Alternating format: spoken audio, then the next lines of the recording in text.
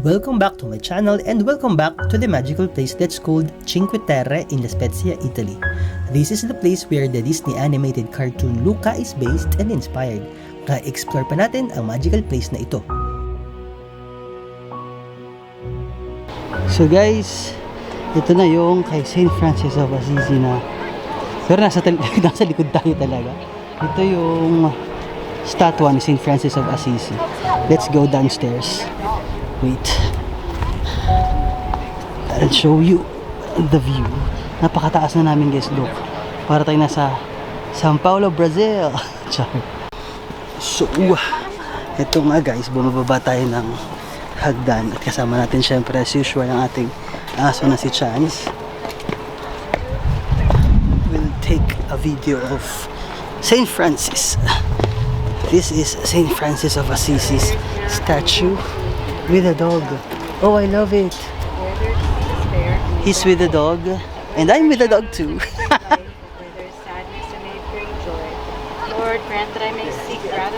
Okay, so there's somebody praying. Understand that I'm sorry. love and to be converted by self-forgetting times, by forgetting that I love it that they also have a dog. Let's go. I'll show you the view. Oh, That's the view.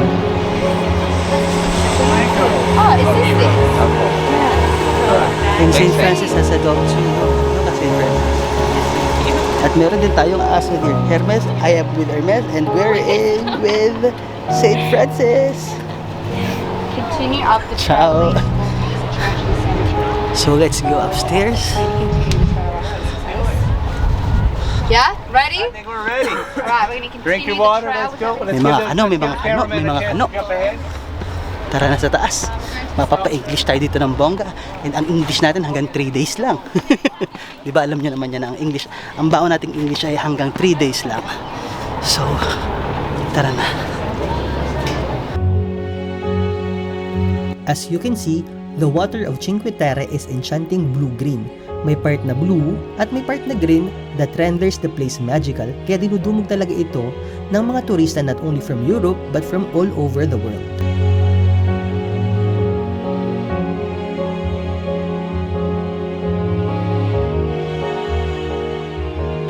Guys, can you imagine sobrang ganda dito?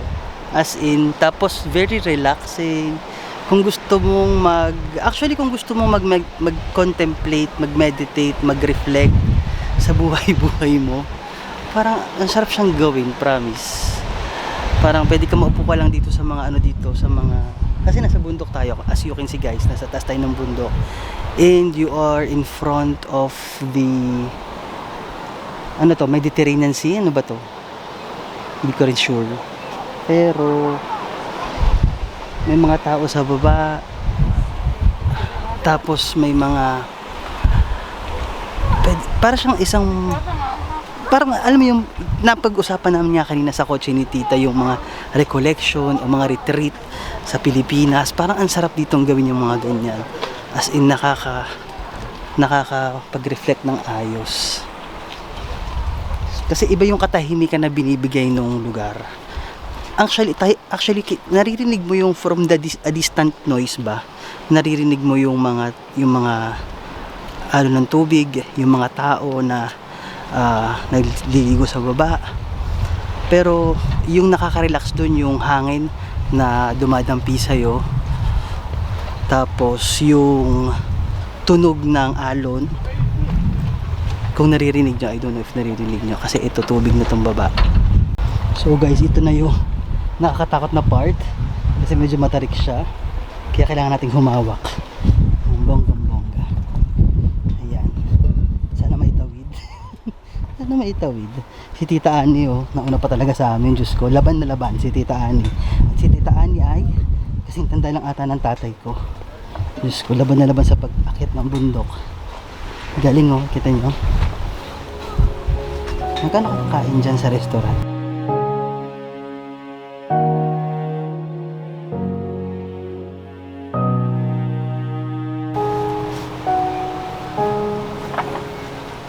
Saan tayo pupunta ngayon?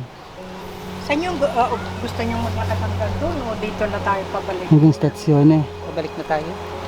Kayo, it's 4 o'clock. Anong oras mo? Ang 3 oras na naman tayo pabalik ng Milano. 7 Oh. uwi. Kaya nga, 4, 5, 6, 7. maglalakad pa tayo. Oh, ang ganda ko ah. Wow! Para Donya. Walang double chin. ganyan. Diba? Nawala yung biglang nawala yung taba dito. Ano? I know guys, nagloba tayo, kaya tsaga-tsaga tayo sa cellphone.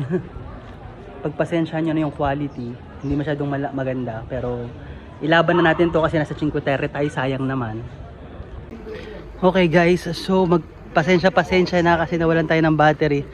Pero buti na lang pauwi na tayo pero yung parking kasi dito sa Cinque Terre sa taas. Kaya hiking na naman ito guys. Look, pataas po. Pataas po kami.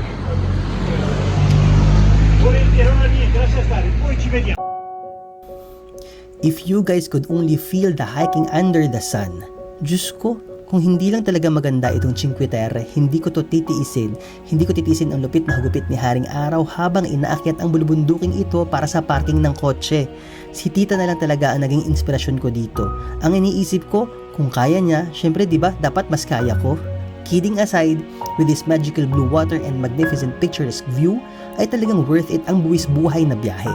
Kaya guys, if you have a chance, go visit Cinque Terre na. Guys, kita nyo naman yung nilakad namin, oh. Pamula doon. Kasi diba yun yung Mario? Yun yung hanggang dito sa bulubundukin na to.